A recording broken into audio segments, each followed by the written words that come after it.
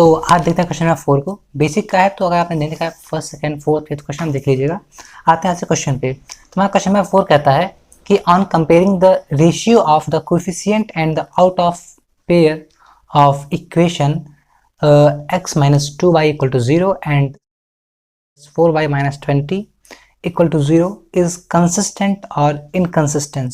तो कंसिस्टेंस का आसान मतलब होता है कि सोल्यूशन है, और इनकंसिस्टेंट का मतलब होता है कि सोल्यूशन नहीं है। वैसे इसका मतलब होता है इंडिपेंडेंट और डिपेंडेंट। ठीक है, तो अब आपके पास आती है टोटल 3 इक्वेशन कंपेयर करने के लिए, आपकी बुक में दी हुई है। पहला हमारा आता है कि a1/a2 equal to a1/a2 equal to b1/b2 equal to c1/c2, जिसका मतलब है कि इसके पास इनफाइनाइटली मैनी सोल्यूशन है। और आपका दूसरा आता है कि a1/a2 is not equal to b1/b2, मतलब कि इसके पास सोल्यूशन नहीं है।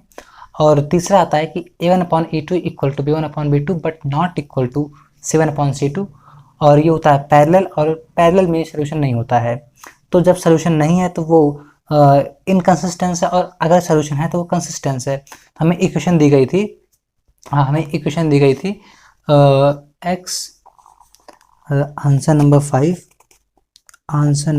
5 हमारी आती है पहली इक्वेशन की x minus 2y equal to 0, and दूसरी आती है 3x minus 4y equal to 0। हमें बोला गया है कि ये कंसिस्टेंस है या इनकंसिस्टेंस है ऑन कंपेयरिंग बोथ इक्वेशन। तो हम कंपेयर कब करते हैं?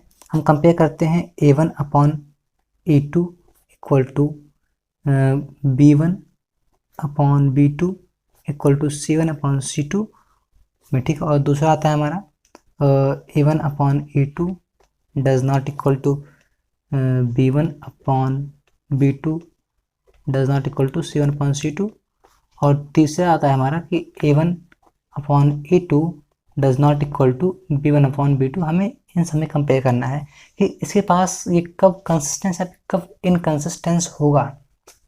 ठीक है, तो हम इसमें कंपेयर करना शुरू करते हैं। तो अगर हम डालें इसको, हम इसे कहीं भी डालें हमारा आंसर सेम ही आएगा। आपको जो याद है आप उसमें पुट करिए वैल्यूज को, आपका जो आंसर है वो सेम ही आएगा। मैंने आपको दिखाने के लिए इसे पुट कर दिया है। ठीक है, इसका कोई यूज़ नहीं है, मतलब अगर आपको याद नहीं करना है इसे। तो अगर हम डालें, हम इसे मानते हैं a1, ये a2, ये b2, ये b1, ये b2, ये c1, c2, तो हम लिखते हैं कि वहाँ पे कुछ नहीं, मतलब कि 1 है, तो 1/a2 हमारा 3 है, और इक्वल टू भी फिलहाल लगाते हैं। अगर बाद में इक्वल है नहीं है ये बाद में हम देखते हैं, जस्ट करते हैं। तो 1 2/b2 b1 b2 4 1 2।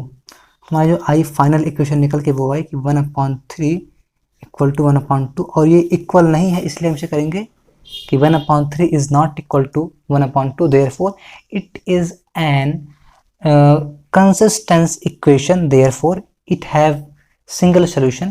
तो यहाँ पे अब आपको बुक में दिया कि ये कंसिस्टेंस है फिर इनकंसिस्टेंस है, तो ये कंसिस्टेंस है, तो यहाँ पे इसको लिखेंगे आंसर कि इट इज कंसिस्टेंट इक्वेशन, और ये आपका हो गया आंसर। ठीक है, और अगर ये 1/3 अगर ये इक्वल होता तो ये एक इनकंसिस्टेंस इक्वेशन होता। आते हैं क्वेश्चन नंबर 5 6 पे। क्वेश्चन नंबर ये 4 था यार, ये 4। तो आते हैं क्वेश्चन नंबर 5 पे, बेसिक का है। तो क्वेश्चन कहता है कि if a and b are co-prime number then find the HCF of a, b। मतलब कि हमें कोई प्राइम नंबर दिया हुआ है, को प्राइम नंबर दिया हुआ है a, b, हमें इसका HCF फाइंड करना है। फाइंड HCF a, b का।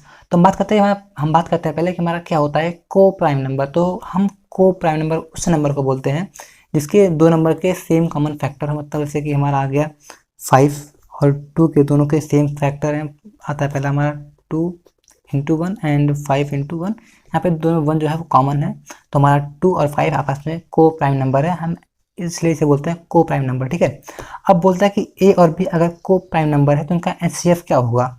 तो कोई भी प्राइम नंबर अगर वो आपस में उनका अगर पूछें HCF क्या होगा, तो सिर्फ 1 ही उनका जो है HCF होगा। कोई भी दो नंबर हो, उनका जो HCF होगा अगर वो प्राइम नंबर है तो वो हमेशा 1 ही होगा। आते हैं क्वेश्चन नंबर 6 पे।